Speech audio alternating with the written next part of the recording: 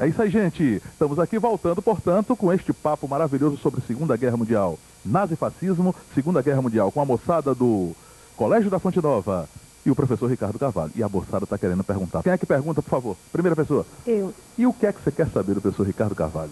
Eu quero saber qual é o motivo da ascensão do nazismo. Foi interno ou externo? Na verdade, é uma conjunção de fatores, né? Além da questão do tratamento que foi dado à Alemanha após a Segunda Guerra Mundial, muitos autores defendem que Hitler conseguiu trabalhar, né, o sentimento de frustração interna do povo alemão. Veja que é incrível que o povo alemão é tido como o povo mais culto do mundo. E Hitler é uma pessoa sem formação, um rapaz que quase mal terminou o curso ginasiano e conseguiu mobilizar esse sentimento de frustração do povo alemão, e encontrando um motivo, né, aparente da derrota da Alemanha na Primeira Guerra Mundial. Falar nisso, me permita, não sei se foi Heidegger, eu creio que sim, que disse uma vez, né, que só é possível filosofar em alemão. Caetano, de uma forma irônica, até usou numa música, né? Se você tem uma ideia incrível, é melhor fazer uma canção. Está provado que só é possível filosofar em alemão. Imagina o nível, né, de cultura, de informação desse povo. Como é que é esse povo, né? Um povo culto, né, com uma tradição, o povo, né, de Goethe, conseguiu cometer as maiores atrocidades que o século XX viu. Exatamente, encontrou um momento, talvez não o momento certo, mas o momento errado, o homem errado no local errado, com as condições ideais para mobilizar o sentimento de frustração. Reich, você citou Heidegger, eu estou citando Reich. Reich, ele dizia que, na verdade, Hitler mobilizou o sentimento de autoestima frustrada do povo alemão, né? O amor próprio arrasado que foi mobilizado em nome de uma vingança. Vamos nos vingar com o que fizeram. E encontrou uma válvula de escape, que foi o povo judeu. Muita gente tenta simplesmente dizer, Hitler usou o povo judeu porque o povo judeu era inferior. Não se mata 6 milhões de pessoas no campo de concentração simplesmente porque o povo é inferior. Basicamente, didaticamente, a gente teria 3 motivos para que esse ódio tenha sido conduzido contra o povo alemão, contra o socialismo internacional, contra o capitalismo internacional, mas o povo alemão contra o povo judeu.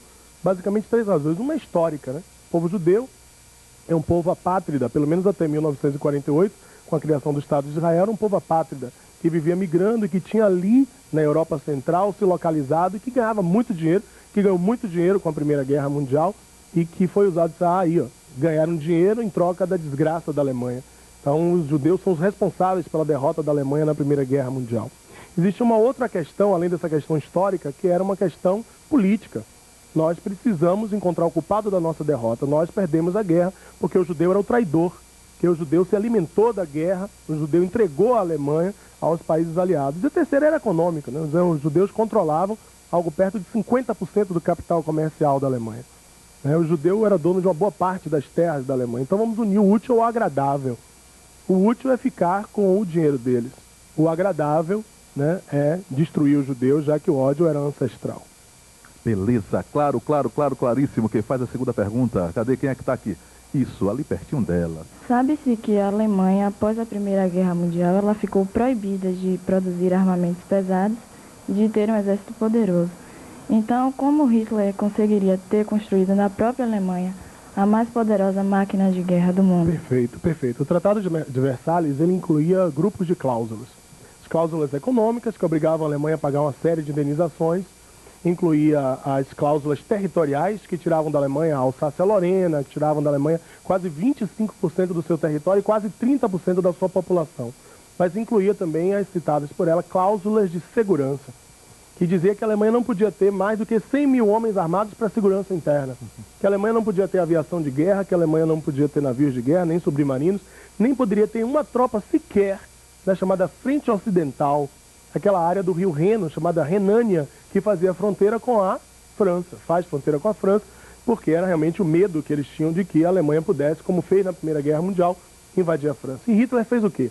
Em 1934, Hitler é lançado como chanceler da Alemanha, né? No mesmo ano, ele é transformado em Führer, líder supremo, guia espiritual do povo alemão, e já em 1934 começa a mobilização de tropas. Em 1936, a Alemanha já tinha 1 milhão de soldados armados. No mesmo ano de 1936, a Alemanha já tinha ocupado uma boa parte da Renânia. Em 1938, invade a Áustria, alegando o princípio do Anschluss, da anexação da Áustria, alegando que a Áustria era um país de maioria germânica, isso sem dar um tiro sequer, se aproveitando da força que o partido nazista tinha na Áustria também. No mesmo ano, alega que deve invadir a região dos Sudetos da Tchecoslováquia. Sim, Ricardo, e aí? E os outros países nada fizeram? Pois é, pessoal. Mantinha uma política chamada política de apaziguamento. Ou seja, vamos ver até onde é que Hitler vai, para ver se ele para e não nos incomoda. Pensava assim a Inglaterra e a França. E aí cometeram talvez um dos maiores erros da história. A gente costuma dizer em sala de aula que eles esqueceram de esmagar o ovo da serpente. O ovo da serpente, pensava nisso. E aquele filme de Bergman... Maravilhoso. É filme fundamental. Olha, quem quiser compreender tudo isso, você recomenda também? Com Assina certeza. embaixo. Esse é o filme. O Ovo da Serpente, de Bergman. Então esqueceram de esmagar o ovo da serpente e assim a víbora nasceu. E nasceu e envenenou o mundo.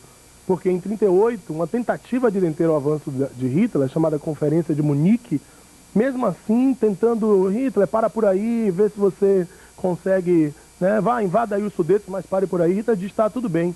Em poucas semanas, Hitler já estava em Praga, na Tchecoslováquia. E daí o passo para invadir a Polônia e levar o mundo à Segunda Guerra Mundial foi muito rápido. Ele perdeu respeito pelas potências ocidentais. França e Inglaterra não mostraram firmeza necessária para deter o avanço do hitlerismo, e aí a política expansionista de Hitler não tinha mais como ser detida.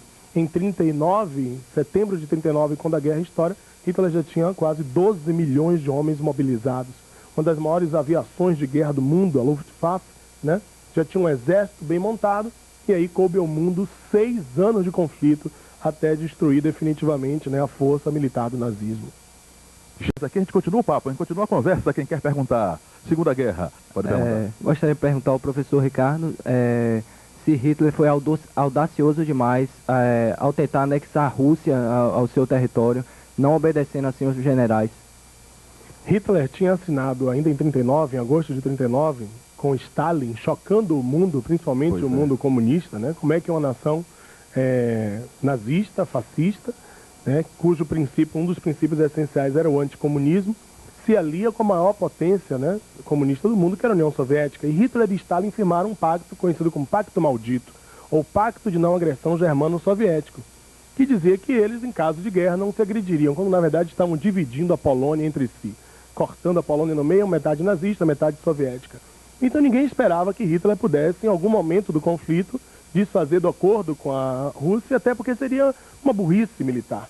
Ele estaria abrindo uma guerra em 2 frentes, na frente ocidental contra a França, principalmente a Inglaterra, e na frente oriental contra a União Soviética. Em 42 ele faz isso, né? Não esperando que os russos usassem contra ele a mesma estratégia que 120 anos antes tinham usado contra outro, claro, né? Napoleão. A chamada estratégia da terra arrasada, ainda contando com a colaboração do famoso general russo, chamado General Inverno, né? Então, com temperaturas baixíssimas e com derrotas sucessivas e principalmente uma estratégia genial. Muita gente esperava até que acontecesse em Bagdá, o equivalente agora com os Estados Unidos, que aconteceu em Stalingrado durante a Segunda Guerra Mundial. Os russos colocaram franco-atiradores, detiveram ali, aliás, outra dica de cinema aqui, uma das maiores obras-primas do cinema recente sobre a guerra, chama-se Círculo de Fogo. Um filme espetacular que mostra como os russos resistiram em Stalingrado à presença dos nazistas, enquanto, usando o sistema de pinça, cercaram quase 300 mil soldados, né, alemães, exatamente dentro de território russo, em pleno frio. A derrota alemã começa ali.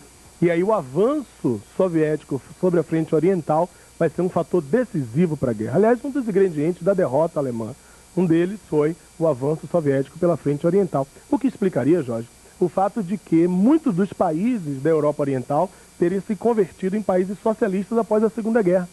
Porque quem libertou Polônia, Tchecoslováquia, Romênia, Bulgária, o que seria a União Iugoslava na época, foi o quê? Os partidos comunistas desses países e os tanques soviéticos. No rateio do mundo pós-Segunda Guerra Mundial, nada mais lógico de que essa parcela do mundo caísse para o bloco socialista. Agora, conte-me uma coisa, e o nascimento do fascismo lá na Itália, ele segue mais ou menos os mesmos passos do nascimento do nazismo na Alemanha? Com algumas diferenças. Com algumas diferenças, algumas particularidades. Eu talvez diria que a grande diferença entre o fascismo italiano e o nazismo alemão é o caráter racista do nazismo alemão. As outras características são muito semelhantes, né? A aversão aos modelos liberais de governo, né? O antiparlamentarismo, o anticomunismo radical e o ingrediente que para mim é o mais curioso desses movimentos nazifascistas, que é o caráter irracionalista desses movimentos. O apelo pela emoção, o apelo ao discurso que é do radicalismo, né? Da exacerbação do sentimento, da fé, da vontade, e das que é muito usado. mais torpes do ser humano, certeza. mais terríveis, tenebrosas.